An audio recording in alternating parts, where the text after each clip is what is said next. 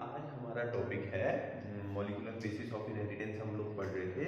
इस molecular basis of inheritance में आज जिस टॉपिक के बारे में हम बात कर रहे हैं उस टॉपिक का नाम है डीएनए। जिस टॉपिक से आप लोग सभी लोग परिचित हैं, आप सभी लोग जानते हैं डीएनए के बारे में बहुत कुछ। तो बहुत ही इम्पोर्टेंट टॉपिक है एग्जामिनेशंस के लिए, बायोलॉजी के लिए, क्योंकि आप जानते हैं कि बायोलॉजी हमेशा जो होती है वो डीएनए बेस्ड होती है ना।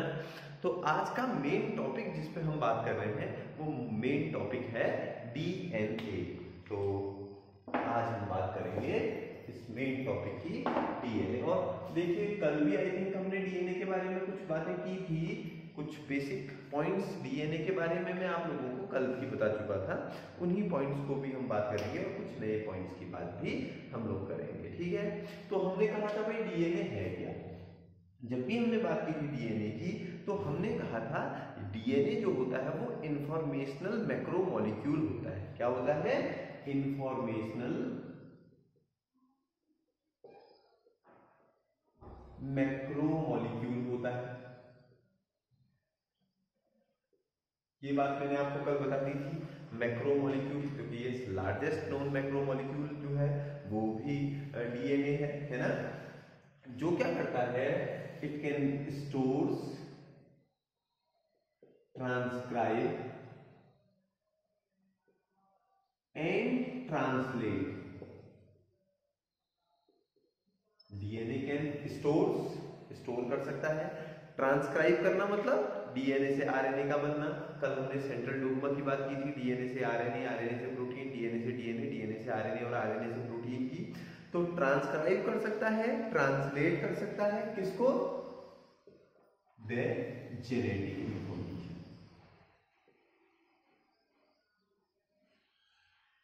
तो the basic main function of DNA is to store, to transcribe and to translate the genetic information. Translation means formation of protein.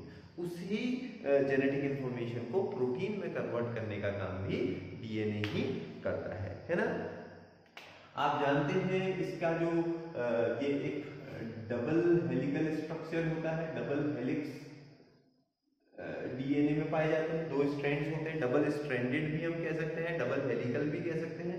और ये जो स्ट्रक्चर की खोज हुई थी, ये स्ट्रक्चर की खोज भी आपको पता है किसने की थी? वॉटसन एंड क्रिक ने। इसके बारे में भी आपको पता ही है। वॉटसन एंड क्रिक मॉडल जो था ये दिया था 1953 में, जो डबल हेलिक्स मॉडल डीएनए का दिया हुआ था वॉटसन एंड क्रिक ने, ठीक है। अगर हम डीएनए की और पॉइंट्स की बात कर रहे थे तो हमने कहा भाई क्या करता है, it can store the complete genetic information, it can stores the complete genetic information. पूरी जो जेनेटिक इंफॉर्मेशन है, इस जेनेटिक इंफॉर्मेशन को स्टोर करने का काम कौन करता है? डीएनए करता है, ठीक है। It is also the source of information of the synthesis of all cellular body proteins, है ना। तो जो ऑल सेल्यूलर बॉडी प्रोटीन की इंफॉर्मेशन है वो भी डीएनए के पास ही है। ये भी डीएनए का फंक्शन है। उसके बाद हमने कहा भाई it also determines the individuality and identity of given organism, है ना। तो क्या करता है ये, हम जब भी बात करेंगे तो डिटरमाइंस इंडिविजुअलिटी एंड आइडेंटिटी। किसी भी इंडिविजुअल की, किसी भी ऑर्गेनिज्म की जो हम इंडिविजुअलिटी की बात करते हैं, उसकी अपनी एक प्रॉपर जो आइडेंटिटी होती है, the main reason behind this individual identity is DNA. Okay, इतनी बात भी आप लोगों को पता हो गई, ठीक है। तो इसके आगे अगर हम बात करते हैं, जब हम इसके स्ट्रक्चर के बारे में थोड़ा बात कर लेते हैं, ठीक है।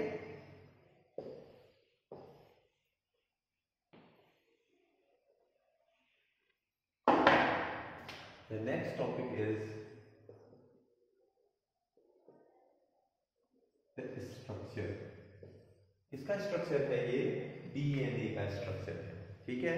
स्ट्रक्चर के बारे में कल भी मैंने आपको कुछ बातें बताई थी स्ट्रक्चर के बारे में कि डीएनए जो होता है वो एक पॉली न्यूक्लियोटाइड चेन है, ठीक है। न्यूक्लियोटाइड और न्यूक्लियोसाइड के बारे में कल बताया था कि न्यूक्लियोटाइड जो होता है वो base plus sugar plus phosphate तीनों चीजें मिल जाती हैं तो न्यूक्लियोटाइड बनता है। न्यूक्लियोसाइड क्या था, जब बेस जो है वो शुगर के साथ जुड़ता है तो उसे न्यूक्लियोसाइड कहते हैं, जब फॉस्फेट ग्रुप भी ऐड हो जाता है तो न्यूक्लियोटाइड कहते हैं।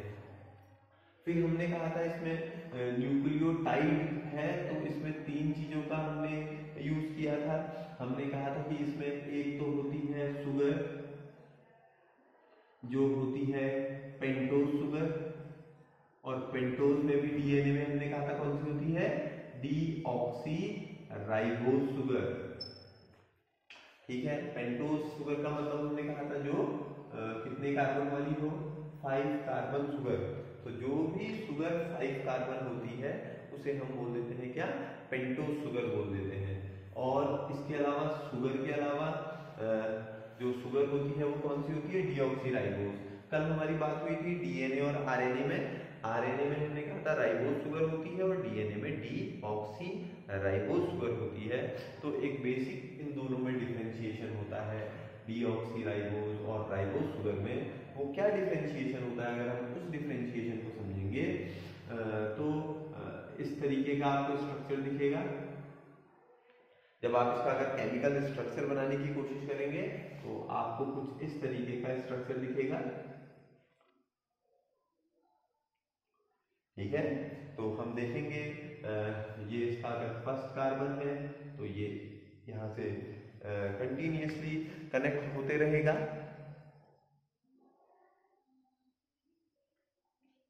ठीक है। तो H and OH is there, ठीक हो गया भाई। अगर हम इसके ठीक ऐसे ही दूसरे कार्बन पे जाएंगे तो यहाँ पे HH, ये थर्ड कार्बन है। थर्ड कार्बन पे अगर आप फिर से थर्ड कार्बन की बात करेंगे तो HNOH is there. Fourth carbon की बात अगर करेंगे तो HCH2OH, तो ये कंडीशन आपको दिखेगी।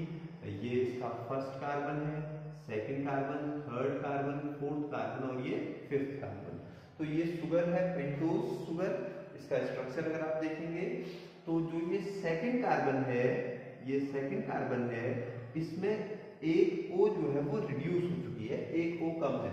बाकी हर जगह आपको OH दिख रहा है ना, सब जगह हर शुगर पे OH जुड़ा हुआ है, लेकिन यहाँ से एक O जो है ऑक्सीजन मॉलिक्यूल जो है वो निकल गया है। इसलिए इस जो ये डीऑक्सीराइबोज है, कई बार हम इसे 2-डीऑक्सीराइबोज भी कह देते हैं। We can also call them the 2-deoxyribose. D means हटाना, ऑक्सी मतलब ऑक्सीजन। जब सेकंड पोजीशन से ऑक्सीजन हट जाता है तो ये क्या हो जाती है डीऑक्सीराइबोज। इसी के कंपैरेटिवली अगर आप दूसरी शुगर को देख लें, दूसरी शुगर जिसको हम बोल देते हैं राइबोज, तो राइबोज शुगर में क्या होगा भाई सेम स्ट्रक्चर दिखेगा, स्ट्रक्चर आपको सेम दिखेगा।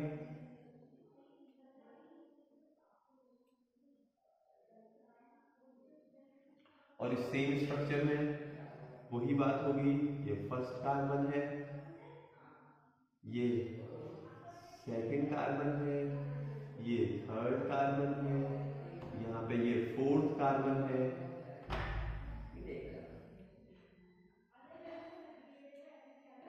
तो यहाँ पे ये फिफ्थ कार्बन है। अब यहाँ पे जब आप देखते हैं इसको तो first carbon, second carbon, third carbon, fourth carbon और fifth carbon, this one is the fifth carbon, है ना। और सेकंड कार्बन पे अगर आप देखेंगे तो H के साथ OH है, यानी कि ऑक्सीजन यहाँ पे प्रेजेंट है और यहाँ पे ऑक्सीजन एब्सेंट है। तो जब सेकंड कार्बन पे भी ऑक्सीजन जुड़ी रहती है तो इसे हम बोल देते हैं कौन सी शुगर हो गई, ये राइबोज शुगर। तो ये बेसिक एक डिफरेंस हो जाएगा किस पे, शुगर पे, डीएनए की शुगर, डीऑक्सीराइबोस शुगर और आरएनए की शुगर, राइबोस शुगर। ठीक हो गया भाई। तो ये हमने कहा कि क्या बात करी थी, शुगर की पेंटोज होती है, 5 कार्बन शुगर होती है, डीऑक्सीराइबोस होती है डीएनए में, और खाली राइबोस शुगर होती है आरएनए में। ठीक है ना। तो राइबोस शुगर और डीऑक्सीराइबोस शुगर दोनों ही पेंटोज शुगर का पार्ट है, 5 कार्बन शुगर। तो पहली चीज जो होती है स्ट्रक्चर में वो होती है शुगर न्यूक्लियोटाइड में। दूसरी चीज जो हमने कही थी वो हमने कही थी बेस, और बेस हमने कहे थे कैसे होते हैं, नाइट्रोजनस बेस होते हैं, नाइट्रोजन के डेरिवेटिव्स होते हैं, नाइट्रोजन कंपाउंड्स होते हैं, और इनका नेचर जो होता है वो बेसिक होता है। सो नाइट्रोजनस कंपाउंड्स हैं और बेसिक इनका नेचर है, इसकी वजह से हम इसको नाइट्रोजनस बेसिस बोल देते हैं। और हमने ये भी कहा था आपसे, the bases are again of 2 main types, one is called purine bases and second one is called pyrimidine basis. So 2 types of bases are there, purine and pyrimidine. ये प्यूरिन और pyrimidine में बेसिक डिफरेंस क्या होता है, purine आपको पता ही है कौन कौन से होते हैं, एडेनिन एंड ग्वानिन, और pyrimidine क्या हो जाएंगे, साइटोसिन एंड थायमिन। और अगर आरएनए होगा तो यूरेसिल भी इसमें आ जाएगा। ठीक है। तो पिरामिडिन को याद करने के लिए आप ऐसे भी याद कर सकते हैं कि पिरामिडिन एक बहुत लंबा नाम है, तो इस नाम को आप कट कर दो। पिरामिडिन एक बहुत लंबा नाम है ना, इस नाम को कट कर दो। कट कर दो मतलब C for cytosine, T for thymine, U for uracil, CUT। तो ये CUT जो होते हैं ये पिरामिडिन होते हैं। ओके। एनीवेज, प्यूरिन और पिरामिडिन का डिफरेंशिएशन की अगर हम बात कर रहे हैं तो प्यूरिन और पिरामिडिन का बेसिक डिफरेंशिएशन जो होता है वो भी इनके नाइट्रोजनस स्ट्रक्चर में होता है, नाइट्रोजन रिंग्स पाई जाती हैं। तो प्यूरिन, जब भी हम प्यूरिन की बात करेंगे तो प्यूरिन में हमेशा 2 रिंग्स प्रेजेंट होंगी। ये बाईसाइक्लिक स्ट्रक्चर भी हम इसको कह सकते हैं, या 2 रिंग स्ट्रक्चर भी हम कह सकते हैं। तो प्यूरिन का स्ट्रक्चर अगर हम देखेंगे तो कैसा स्ट्रक्चर होगा भाई प्यूरिन का, स्ट्रक्चर वाइज अगर आप प्यूरिन को देखेंगे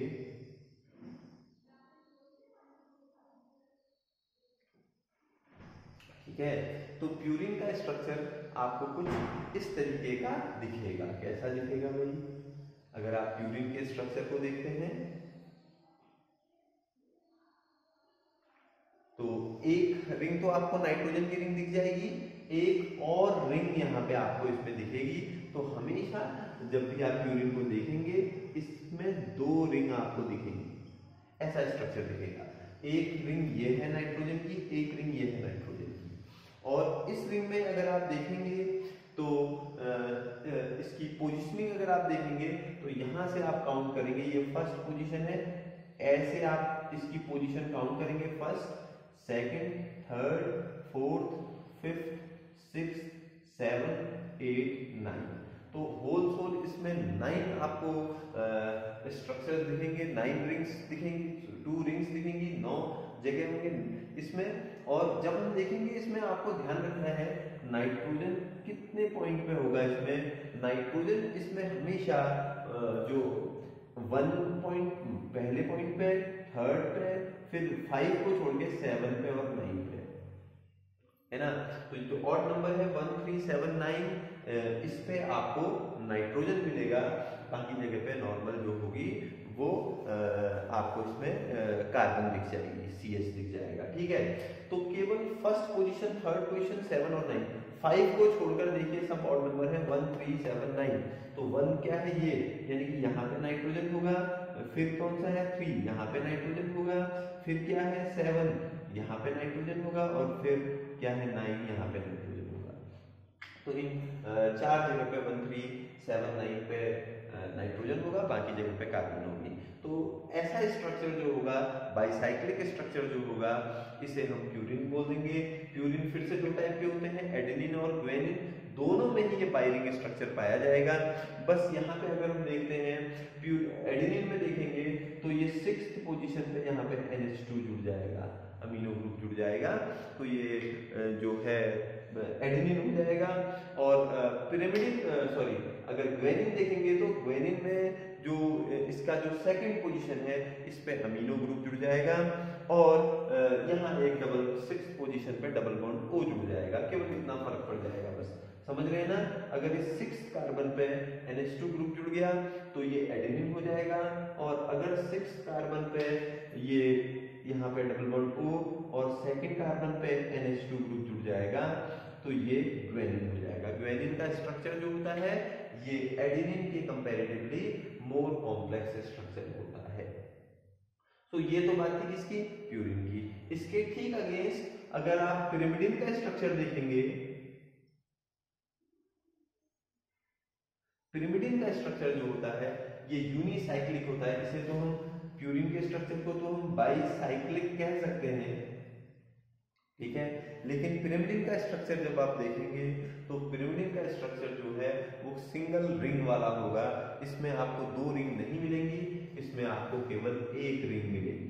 और पिरिमिडिन कौन कौन होते हैं ये भी आपको मालूम है ना। तो दोनों में, प्यूरिन और पिरिमिडिन में बेसिक जो डिफरेंशिएशन है वो बेसिक डिफरेंशिएशन इसके स्ट्रक्चर का ही होता है।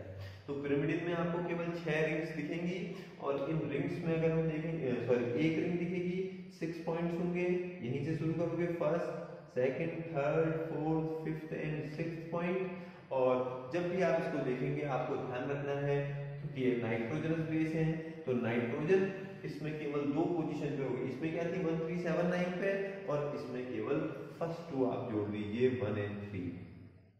तो बात बिल्कुल सेम है, 1 और 3 पे नाइट्रोजन होगा, 7 और 9 जो है वो दूसरी रिंग में थे, इसमें दूसरी रिंग प्रेजेंट नहीं है। तो फर्स्ट यानी कि यहाँ पे नाइट्रोजन होगा और थर्ड यानी कि यहाँ पे नाइट्रोजन होगा। तो फर्स्ट और थर्ड पे नाइट्रोजन होगा और बाकी पॉइंट पे कार्बन होंगी, ठीक है।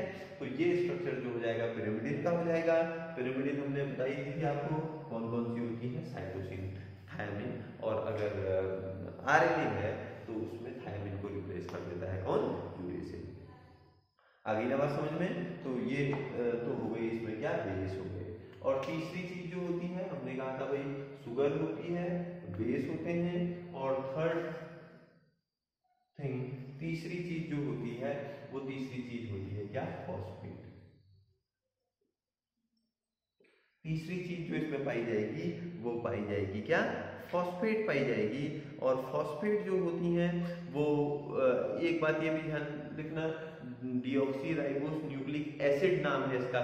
एसिड जो प्रॉपर्टी है डीएनए की वो एसिडिक है।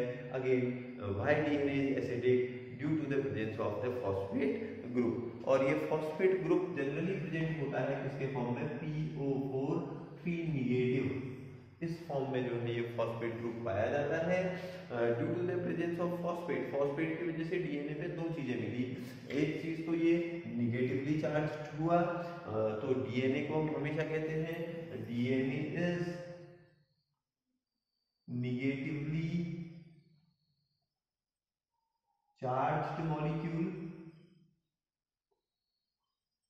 क्या कहते हैं हम डीएनए को, DNA is negatively charged molecule. तो डीएनए निगेटिवली चार्ज है। Why DNA is negatively charge, क्योंकि डीएनए के बाहर की तरफ आपको फॉस्फेट ग्रुप मिलता है जो कि PO4 3 नेगेटिव के फॉर्म में होता है। और दूसरी बात जो हम कह रहे हैं फॉस्फेट ग्रुप से डीएनए को मिली वो ये मिली कि जो डीएनए है इसमें जो फॉस्फेट ग्रुप होता है ये इसको एसिडिक भी बना देता है, ठीक है। तो 2 चीजें इसमें हो जाएंगी फॉस्फेट की वजह से। ये तीनों के बारे में बातें हमारी कल भी हुई थी, मैंने कहा था आज मैंने थोड़ा डिटेल में इसके स्ट्रक्चर्स के बारे में भी आपको बता दिया है, ठीक हो गया भाई। इसके बाद हम जरा बात कर लेते हैं जो बॉन्ड्स डीएनए मॉलिक्यूल में प्रेजेंट होते हैं, bonds which is present in DNA strands और डीएनए मॉलिक्यूल्स।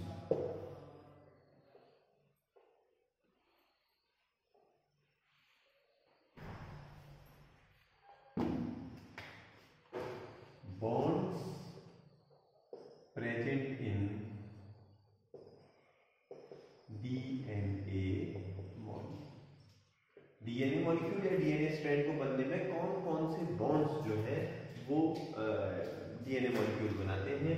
इसमें हम 3 टाइप के बॉन्ड्स के बारे में बात करेंगे। पहला जो बॉन्ड होता है, याद रखना है आप लोगों को, कॉम्पिटिटिव एग्जामिनेशन के लिए भी बहुत इंपॉर्टेंट है, ग्लाइकोसाइडिक बॉन्ड। ग्लाइकोसिडिक और ग्लाइकोसाइडिक बॉन्ड्स। पहले टाइप के बॉन्ड जो होते हैं वो होते हैं ग्लाइकोसाइडिक बॉन्ड। दूसरे टाइप के बॉन्ड जो है उसको हम बोल देते हैं क्या, फॉस्फोडाइस्टर बॉन्ड, फॉस्फोडाइस्टर बॉन्ड्स। और तीसरे टाइप के बॉन्ड्स जो डीएनए को फॉर्म किया, डीएनए स्ट्रैंड को फॉर्म करने में हेल्प करते हैं, पार्टिसिपेट करते हैं, इन्हें हम नाम दे देते हैं, तीसरे टाइप के बॉन्ड्स, इन्हें हम बोल देते हैं हाइड्रोजन बॉन्ड्स, हाइड्रोजन बॉन्ड्स। तो डीएनए मॉलिक्यूल फॉर्म होने में हमेशा ये तीन तरीके के बॉन्ड्स का यूज होता है। कौन कौन से हैं ये तीन तरीके के बॉन्ड्स? पहले टाइप के बॉन्ड्स हैं ग्लाइकोसाइडिक बॉन्ड्स, दूसरे हैं फॉस्फोडाइस्टर बॉन्ड्स और तीसरे हैं हाइड्रोजन बॉन्ड्स। ठीक है, let we come first to the glycosidic bond. अब नाम देखेंगे तो नाम से भी आपको समझ में आएगा। ग्लाइको यानी कि ग्लूकोज, ग्लूकोज यानी कि शुगर, यानी कि ये ग्लाइको वर्ड जो है ये कहीं ना कहीं किससे रिलेटेड है, शुगर से रिलेटेड। अब डीएनए में शुगर कौन सी होती है, पेंटोज शुगर या डीऑक्सीराइबोज। तो शुगर की बात कर रहा है तो यानी कि ये बात कर रहा है डीऑक्सीराइबोज शुगर की। दूसरा है इसमें साइडिक, ये साइडिक बना साइड से, और साइड वर्ड हमने यूज किया था न्यूक्लियोसाइड, किया था ना, न्यूक्लियोसाइड। और न्यूक्लियोसाइड क्या था, याद है ना, sugar plus sugar plus base. जब भी नाइट्रोजनस बेस और शुगर या डीऑक्सीराइबोज शुगर आपस में ऐड ऑन होती है तो इसे हम नाम दे देते हैं, क्या नाम दे देते हैं, न्यूक्लियोसाइड। ठीक, अब यही बॉन्ड, ये ध्यान आपको इसलिए रखना है क्योंकि शुगर का भी हम बात कर रहे हैं और साइड की भी बात कर रहे हैं। तो जब भी न्यूक्लियोसाइड बनता है, यानी कि जब भी शुगर के साथ बेस एसोसिएट होता है तो उसके एसोसिएशन से जो बॉन्ड्स बनते हैं उन बॉन्ड्स को हम बोल देते हैं ग्लाइकोसिडिक बॉन्ड्स। तो हमेशा आप इस बात को ध्यान रखेंगे। तो इसको हम ग्लाइकोसिडिक बॉन्ड, और इसमें होती क्या है ग्लाइकोसिडिक बॉन्ड में, इसमें हो जाती है N glycosidic linkage, N glycosidic linkage हो जाती है। और जब एन ग्लाइकोसिडिक लिंकेज हो जाती है तो इसमें होता क्या है, जब भी आप इसको देखेंगे, it is this type of bonds is formed between, this type of bonds is formed between, किसके बीच बनेंगे, शुगर एंड बेस मॉलिक्यूल, है ना, between the pentose sugar and pentose sugar and nitrogenous bases. अच्छा, तो पेंटोज शुगर और nitrogenous bases जब आपस में जुड़ते हैं तो क्या बनाएंगे, टू फॉर्म क्या बनाएंगे, न्यूक्लियोसाइड। तो टू फॉर्म न्यूक्लियोसाइड। तो यहां पर जो बॉन्ड लग जा रहे हैं इसे हम नाम दे देंगे क्या, ग्लाइकोसाइडिक बॉन्ड्स। समझ गए ना, किसके बीच होंगे, पेंटोज शुगर जो कि 5 कार्बन शुगर है, डीऑक्सीराइबोज शुगर है, और नाइट्रोजनस बेस। ठीक है, बेस भले वो एडेनिन हो, ग्वानिन हो, साइटोसिन हो या थायमिन हो, या फिर अगर आरएनए है तो यूरेसिल हो। और इन जो ये हमने कहा न्यूक्लियोसाइड है, इनके एग्जाम्पल भी हैं, इनके नाम क्या हो जाते हैं न्यूक्लियोसाइड के। सपोज हम सबसे पहले हम बात कर रहे हैं एडेनिन की, तो एडेनिन के नाम आप जानते हैं, एडेनिन का जो न्यूक्लियोटाइड है, सॉरी न्यूक्लियोसाइड है, उसे हम बोल देते हैं डीऑक्सी एडिनोसिन। क्या नाम दे देंगे हम, डीऑक्सी एडिनोसिन।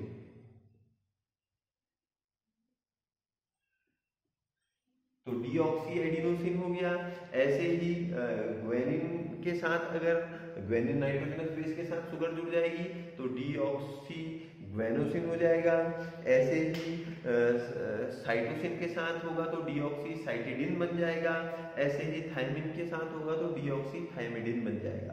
तो deoxy thymidine, deoxy adenosine, deoxy cytidine और डीऑक्सी ग्वानोसिन, ये चार के चार जो नेम है, these are the name of the nucleoside which is formed during the formation of DNA. Okay, so this is the first bond। और किसके बीच होता है, याद रखिएगा कंडीशन में पूछा जाता है, पेंटोज शुगर और नाइट्रोजनस बेस के बीच। किसको बनाने के लिए, न्यूक्लियोसाइड बनाने के लिए। ये तो था पहले टाइप का बॉन्ड। अब जरा हम बात कर लेते हैं सेकंड बॉन्ड की। The second bond is the phosphodiester bond. अब अगर हम दूसरे बॉन्ड की बात करते हैं जो पाया जाता है डीएनए में, उसका नाम क्या है, फॉस्फोडाइएस्टर बॉन्ड। फॉस्फोडाइएस्टर बॉन्ड क्या है, फॉस्फोडाइएस्टर बॉन्ड जो है इसे हम 3,5 फॉस्फोडाइएस्टर, इसमें जो होता है वो 3,5 फॉस्फोडाइएस्टर लिंकेज पाई जाती है। 3,5 फॉस्फोडाइएस्टर लिंकेज पाई जाती है इसमें। तो 3,5 फॉस्फोडाइएस्टर लिंकेज पाई जाएगी।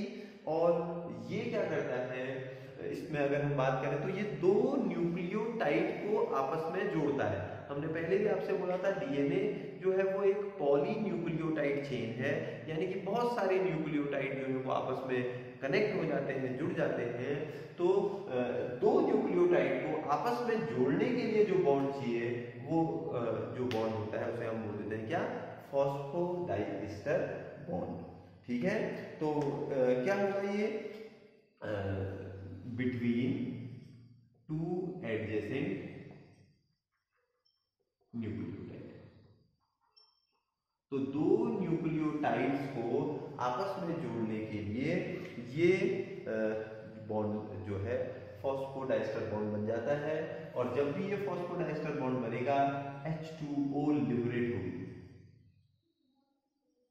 तो एक शुगर से हमने देखा था ना HOH होता है, तो OH है तो एक से OH और एक का H आ जाएगा और H2O जो है वो बाहर निकल जाएगी। जब भी दो न्यूक्लियोटाइड आपस में जुड़ेंगे, H2O लिबरेट हो जाएगी और साथ में दो न्यूक्लियोटाइड आपस में जुड़ जाएंगे। सो ये हमेशा दो न्यूक्लियोटाइड के बीच जो बॉन्ड लगता है ताकि एक चेन बन जाए, इसे हम बोल देते हैं फॉस्फोडाइएस्टर बॉन्ड। तीसरे टाइप के बॉन्ड जो होते हैं इन्हें हम बोलते हैं हाइड्रोजन बॉन्ड्स। और ये हाइड्रोजन बॉन्ड्स जो होते हैं ये होते हैं बिटवीन, जब भी आप हाइड्रोजन बॉन्ड्स की बात करेंगे तो हाइड्रोजन बॉन्ड्स किसके बीच होंगे, ये होंगे बिटवीन टू बेसिस। और टू बेसिस जो होते हैं ये कैसे होते हैं, कॉम्प्लीमेंट्री बेसिस। कल हमने आपसे बात की थी इस कॉम्प्लीमेंट्री बेसिस की भी, कि हमने कहा था बेसिस कब कॉम्प्लीमेंट्री होते हैं, जब एडेनिन हमने कहा केवल थायमिन से जुड़ता है, साइटोसिन केवल ग्वानिन से जुड़ता है। एडेनिन डबल बॉन्ड से, डबल हाइड्रोजन बॉन्ड से थायमिन से जुड़ता है, और साइटोसिन जो है वो ट्रिपल हाइड्रोजन बॉन्ड से ग्वानिन से जुड़ता है, और ग्वानिन साइटोसिन से जुड़ता है। तो इसलिए जो डीएनए के दो हेलिक्स हैं वो आपस में कॉइल्ड होते हैं बेस पेयरिंग की वजह से, और इनको आपस में जोड़े रखने का काम कौन करते हैं, हाइड्रोजन बॉन्ड। तो इसकी बॉन्डिंग फिक्स है, ए डबल बॉन्ड